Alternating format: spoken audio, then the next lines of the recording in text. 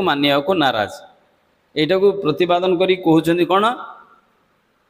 ए जो नियम मूर्ख श्रुति शास्त्र रे किसी कथा दिया है एइति माने विभ्रांतकर परिस्थिति बेले बेले समाज रे देखा जाए। स्वामी जदि धर्मविहीन हला पर स्त्री पाकु गला सेई सावित्री सत्यवान भलिया स्वामी जदि कहब मु अन्य पुरुष प्रति भल पाउची पुरुष जदि अन्य तुमको जदि माने स्त्री प्रति जो मर्यादा हानि व्यवहार करे ताहले भी तुम्हें कौन परिस्थिति रे स्वामी को परित्याग करबनी सुस्ति शास्त्र रे दिया है। हाँ ठीक अच्छी तुम्हें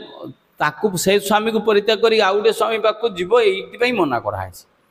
किंतु कृष्ण को पाखु अन्ना बेल तुम सब परित्याग स्वामी जदि विपदगामी हुए मार्गभ्रष्ट हुए पापी हुए ताले गोटे स्त्री माने निर्विघ्न भाव में स्वामी को परित्याग करी कृष्ण हो पार